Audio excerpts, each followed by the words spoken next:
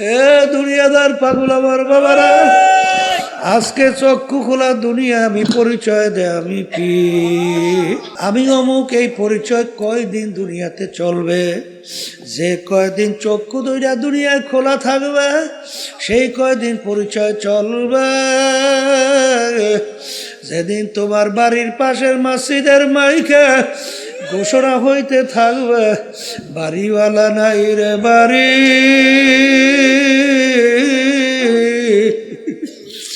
নাই রে দুনিয়াতে।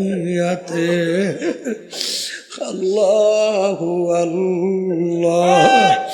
এখন তাকাইয়া দেখো, কই তোমার টাকার গরম, কই তোমার ক্ষমতার গরম, কই তোমার বংশের গরম।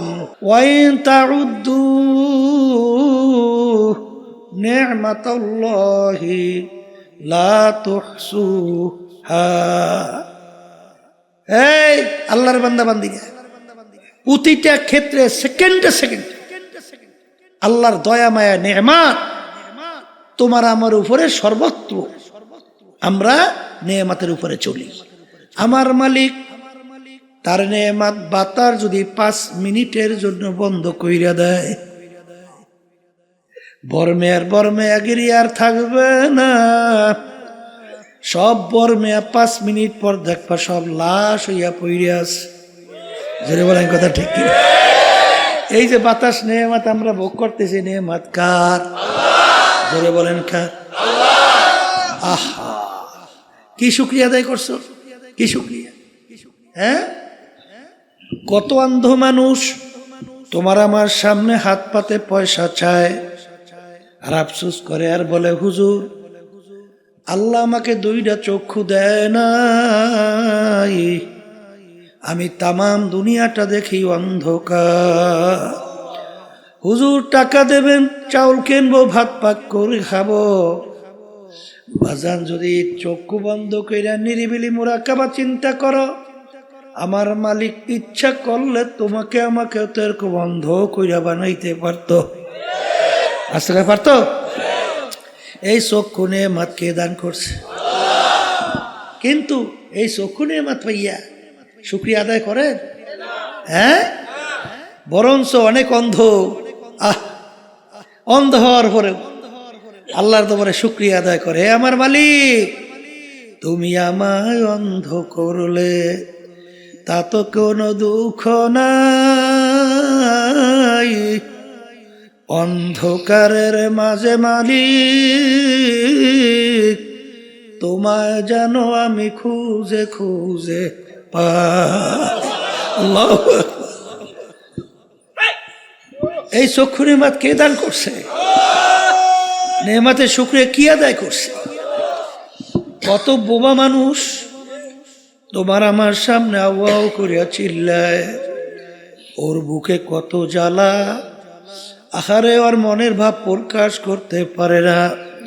তোমাকে আমাকে আমার মালিক আল্লামাহুল বায়ান, তোমাকে আমাকে আমার মালিক কথা বলার শক্তি দান করলেন। এই কথা বলার শক্তি নেয়ামত কে দান করলো? আল্লাহু আকবার। এই নেমো খারামের দলেরা, ইন্নাল ইনসানা লিরাব্বিহি লাকানুদ, মানুষ বড় নেমো খারাপ, বড় নেমো। হাকিমুল উম্মত আশরাফ আলী থানভী রাহমাতুল্লাহ আলাইহি বাজান, তিনি বয়ানের মধ্যে হঠাৎ বইলে ফেলল, দুনিয়ার মানুষ আমি মনে একটা কুকুরের চেয়েও খারাপ হয়ে গেছি। হুজুর কিভাবে? বলে, আমরা কুকুর বালিতে অনেকে পালি, কুকুরকে আমরা কেউ ভালো জিনিসের ভাগ দেই না। আমরা গোশত খাইয়া হাড্ডি বাহিরে ফালাই, মাছ খাইয়া কাটাগুলো বাহিরে ফালাই, ওই কুকুর হাড্ডি কাটা খাইয়া তার জীবনকে বাঁচায়। মালিক রাত্রে রানা চাই না ঘুমায়, কুকুর কিন্তু ঘুমায় না। এই কুকুর ঘুমায়? সারা রাত্র মালিকের বাড়ি পাহারা দেয়, মালিকের যেন কোনো ক্ষতি না হয়।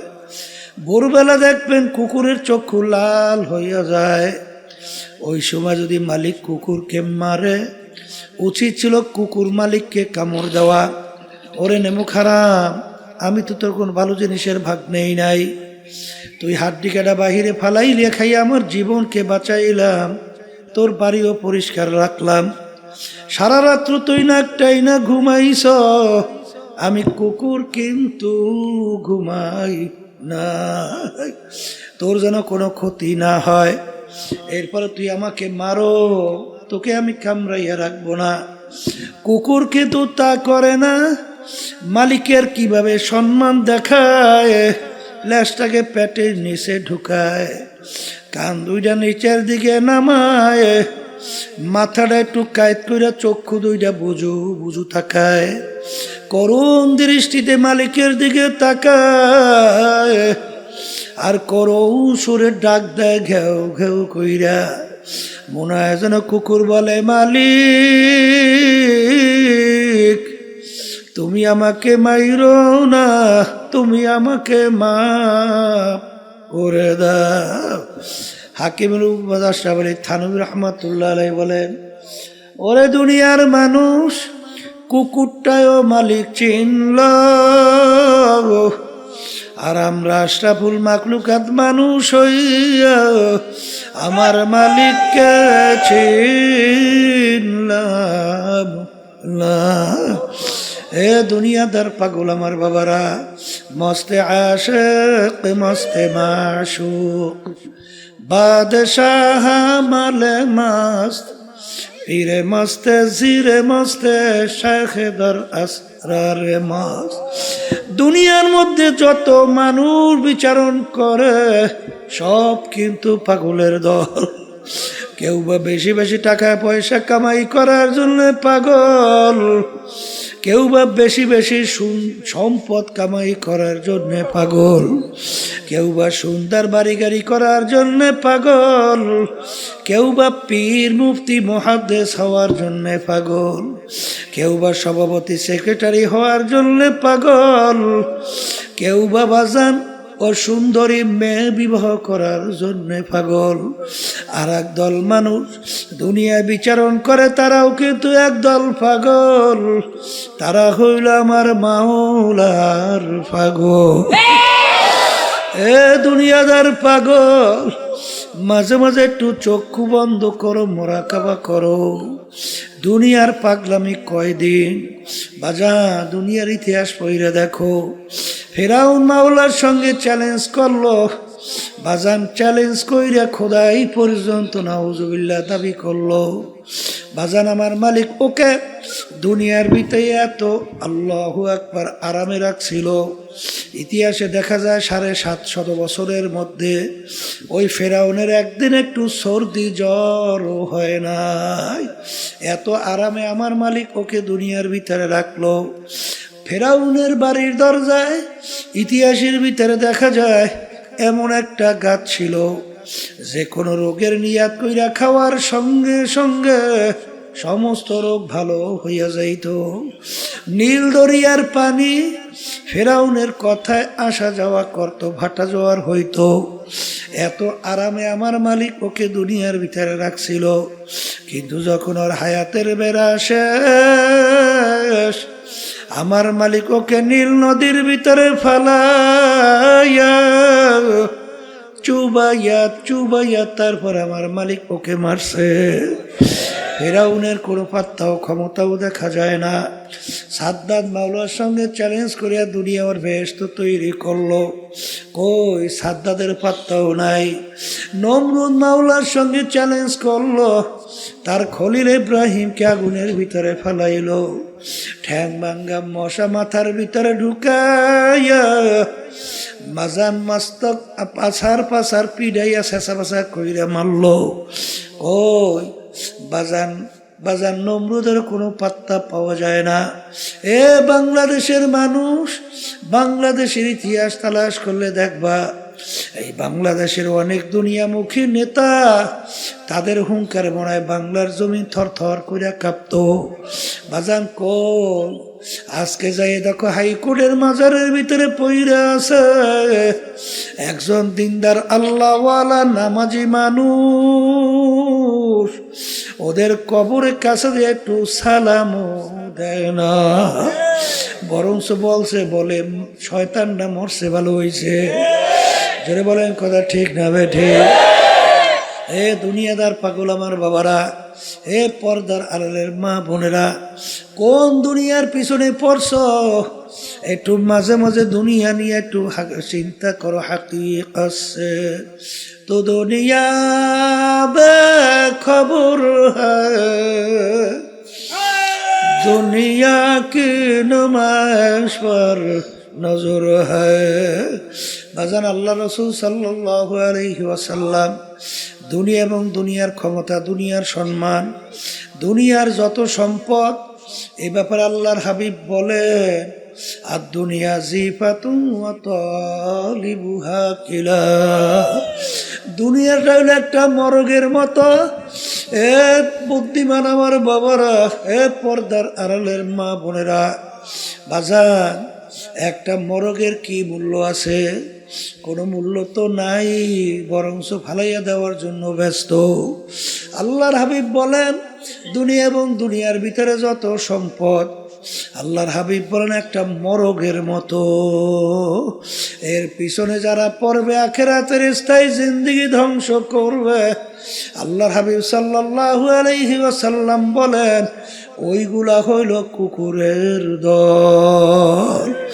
এই জন্য বাগান সাহাবায়ে কেরামদের ইতিহাস পড়লে দেখবেন, আল্লাহর হাবিব সাল্লাল্লাহু আলাইহি ওয়াসাল্লাম ইতিহাস পড়লে দেখবেন, কাফেরেরা যখন দেখলো আরে আল্লাহর হাবিব সাল্লাল্লাহু আলাইহি ওয়াসাল্লাম কোনো ক্রমই তাদের অন্যায়ের প্রতিবাদে চুপ থাকে না, বরঞ্চ বিভিন্ন কায়দার লোক সব তার কাছে জড়ো হয়।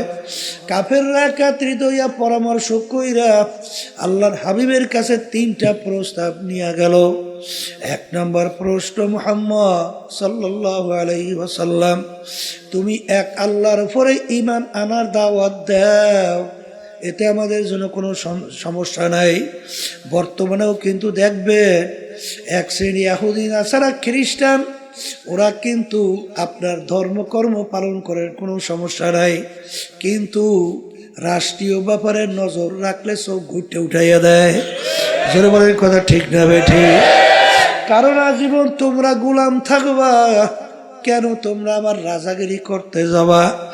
এই জন্য বাজানদেরকে বলবো, তুমি ওই যে কথা অন্যায় প্রতিবাদ যদি না করো, তাতে কিন্তু দেখবা বিজাতির ওই বিভিন্ন দুনিয়ামুখী রাজনীতি দল দেখবা তোমাকে হাদিয়া দেবে, সম্মান করবে, কিন্তু যখন ওদের অন্যায়ের প্রতিবাদে কথা বলবা, তখন শুধু হাদিয়া তো দূরের কথা, সুযোগ পাইলে মাইরাও পালায়। জোরে বলেন কথা ঠিক যাবে ঠিক?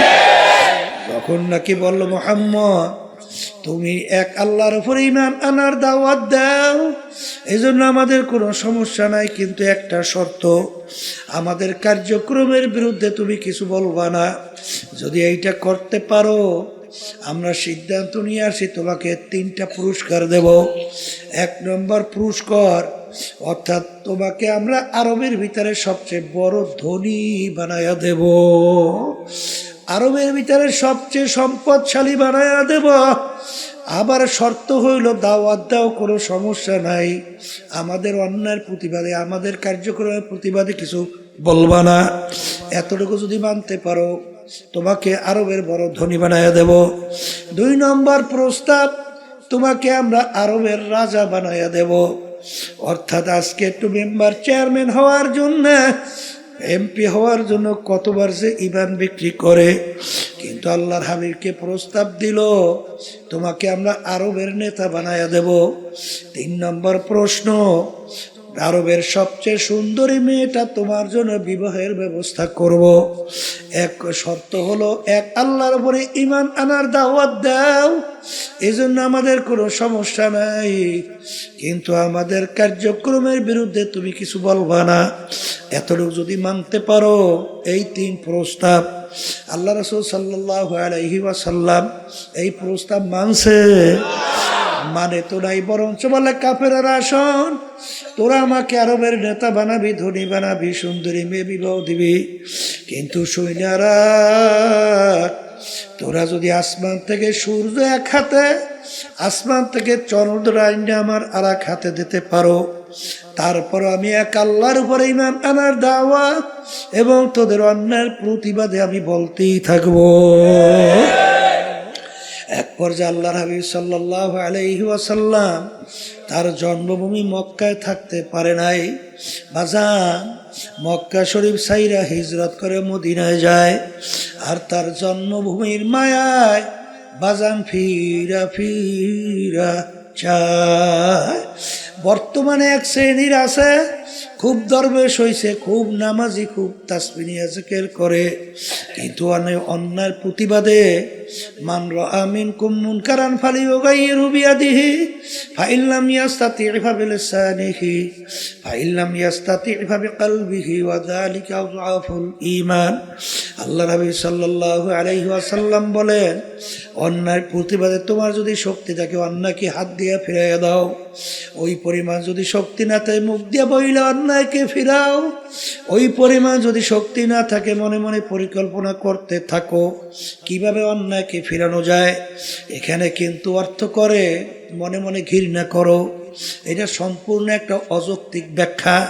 কারণ আগে বললাম ফিরাও, এখন মনে মনে ঘৃণা করো, এই শব্দটা কোথার থেকে আসলো? ফালিয়ুগাইয়িরহু বিয়াদিহি ফাইন লাম ইয়াস্তাতি' ফাবিলিসানিহি ফাইন লাম ইয়াস্তাতি' ফাবিকলবিহি ওয়া যালিকা আযআফুল ঈমান।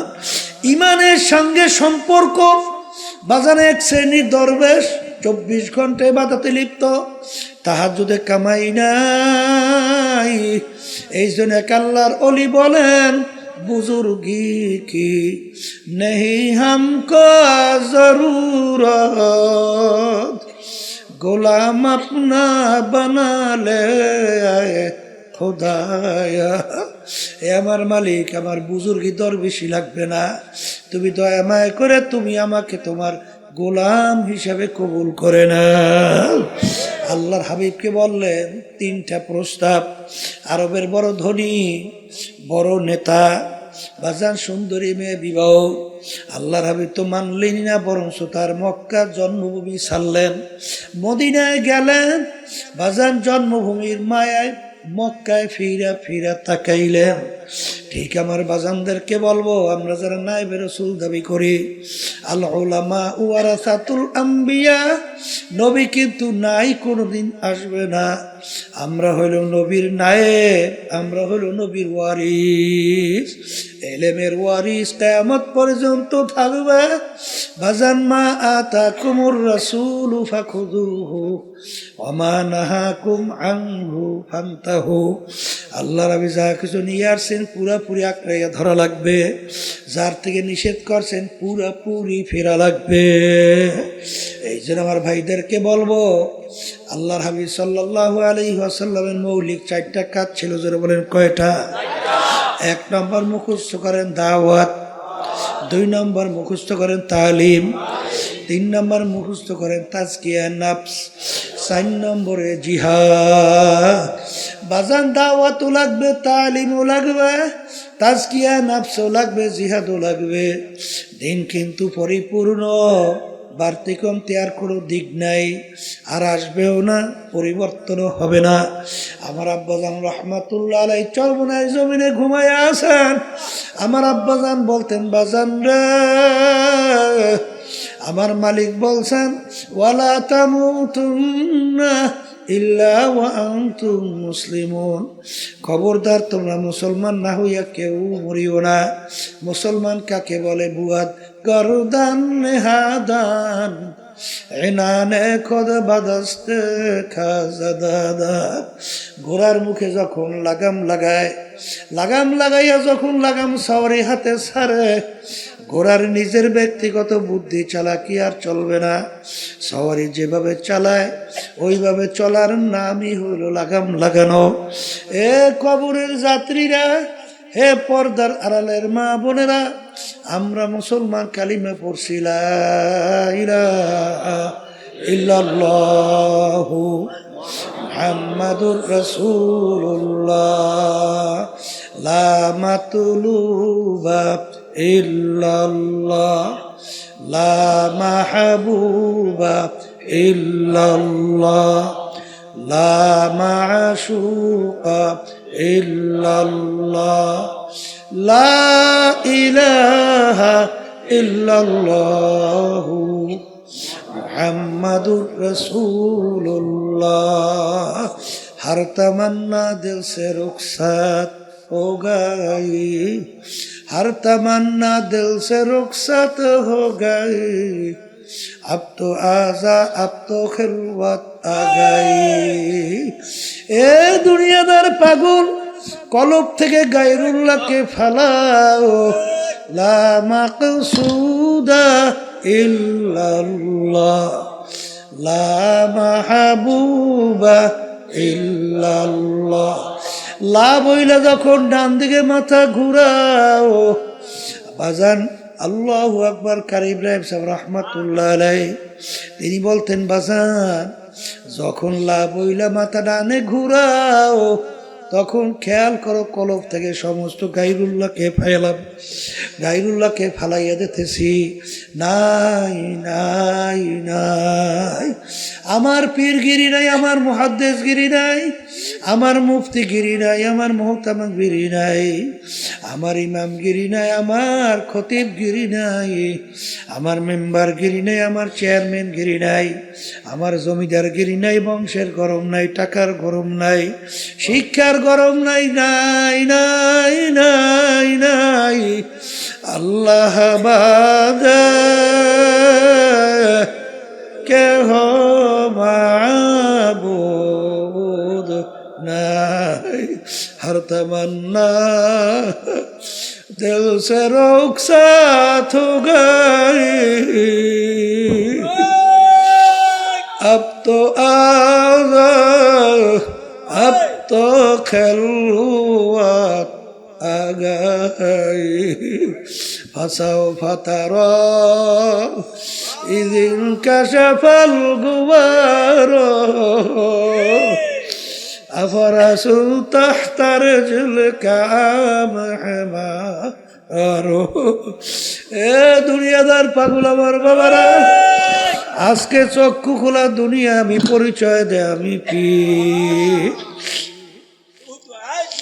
কেউ পরিচয় দে আমি চেয়ারম্যান আমি মেম্বার আমি এমপি মিনিস্টার আমি অমুক তমুক সমুক আমি টাকার ক্ষম আমি অমুক অমুক আরে আমি অমুক বংশের আমি মাতুব্বার আমি সর্দার আমি অমুক এই পরিচয় কয়দিন দুনিয়াতে চলবে যে কয়দিন চক্ষু দুইটা দুনিয়ায় খোলা থাকবে সেই কয়দিন পরিচয় চলবে যেদিন তোমার বাড়ির পাশের মসজিদের মাইকে ঘোষণা হইতে থাকবে বাড়িওয়ালা নাই রে বাড়ি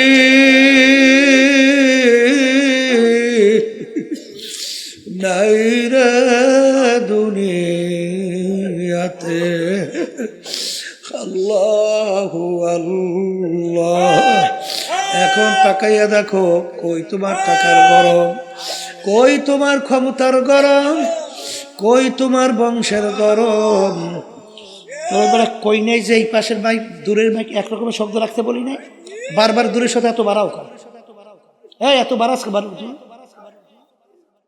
ফাজিল কোথাকার বয়ানি করতে দেয় না আবার একের কমাইস না এই পাশে শব্দ বাড়া একরকমের শব্দ রাখতে বলি নাই ফাজিল কোথাকার তখন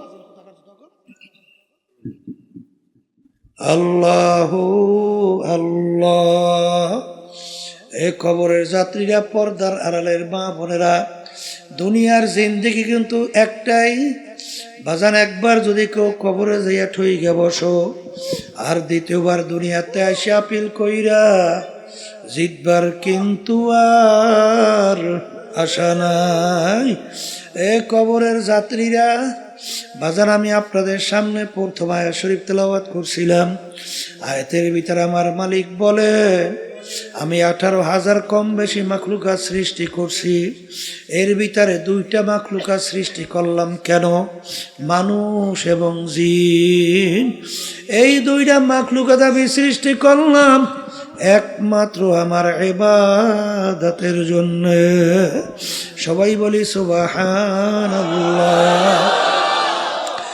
এ কবরের যাত্রীরা মালিক আমাদেরকে বানাইছেন তার ইবাদতের জন্য। এখন বলতে পারেন হুজুর অন্যান্য মাখলুকাতগুলো আমার মালিক কেন বানাইলেন?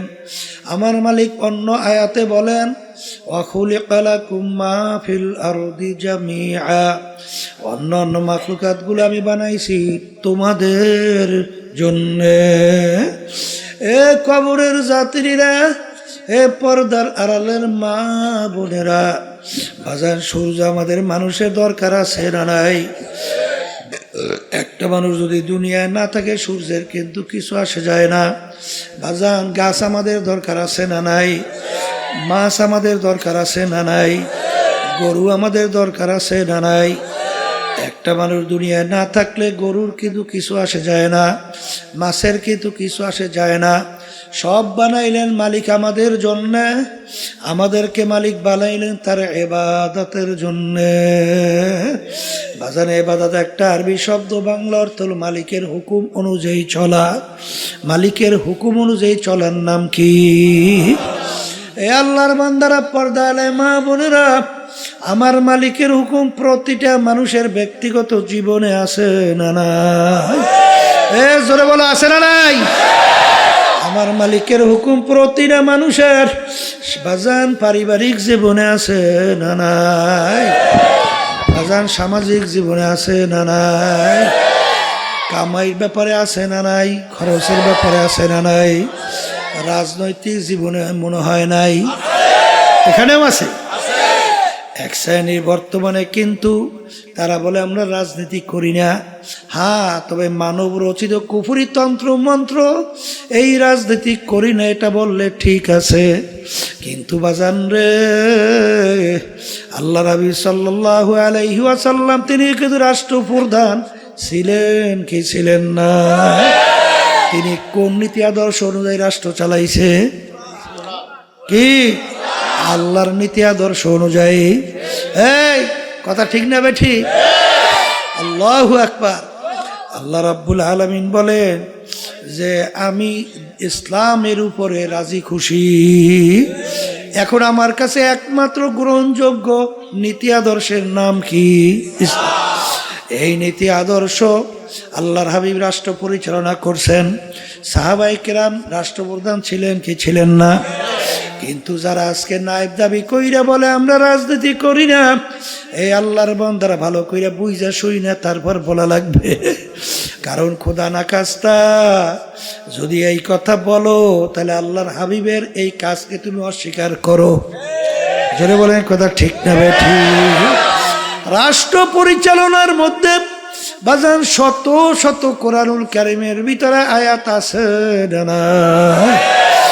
যদি রাষ্ট্রের ভিতরে তুমি এইটা বাস্তবায়ন না করো, এইটা বাস্তবায়ন করবে হিন্দুরা, খ্রিস্টান, অন্য বিজাতি।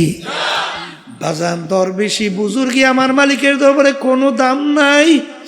আল্লাহ রাব্বুল আলামিন তার রাসূলের উপদি দিয়েছেন আবদুহু ওয়া রাসূলুহু, আগে আমার বান্দা তারপর আমার রাসূল। জোরে বলেন কথা ঠিক না বেঠিক? সবচেয়ে বড় মর্তাবা, সবচেয়ে বড় সম্মান, এর বড় পদ হইল আবদিয়াতের দরজা। জোরে বলেন কথা ঠিক কিনা? এই জন্য আমার ভাইদেরকে বলবো, পর্দার আলেম মা বোনদেরকে বলবো, বাজান মালিক আমাদেরকে বানাইছে তার হুকুম অনুযায়ী চলা। এ কবরের যাত্রীরা, এ পর্দার আড়ালের মা বোনেরা, কোনো দলাদলি বুঝি না। তোমার কবরে তুমি যাবো, আমার কবরে আমি যাব। তোমার কবরের প্রশ্নের উত্তর তুমি দিবা, আমার কবরের প্রশ্নের উত্তর আমি দেব।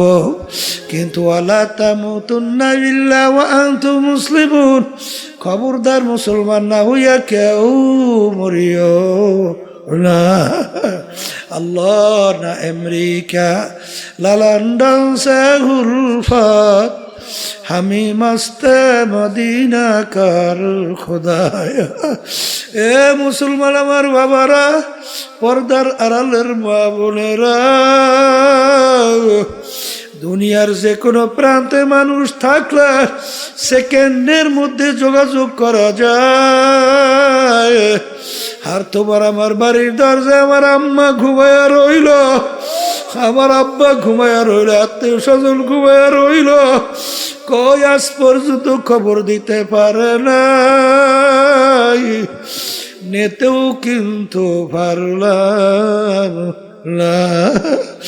এই জন্য আমার বাজানদেরকে বলবো, আল্লাহ নবী সাল্লাল্লাহু আলাইহি ওয়াসাল্লাম তার অল্প বয়সে তার দাড়ি মোবারক পাইকে গেল, তার পিঠ মোবারক গুজা হয়ে গেল। সাহাবায়ে কেরাম বলে, আল্লাহর রাসূল এত অল্প বয়সে আপনার দাড়ি মোবারক কেন পাকলো, কেন আপনার পিঠ মোবারক গুজা হলো? আল্লাহ নবী বলেন, আমার সাহাবারা, আমি রাসূল যা দেখি তোমরা তো দেখো না, আমি রাসূল যা জানি তোমরা তো জানো না।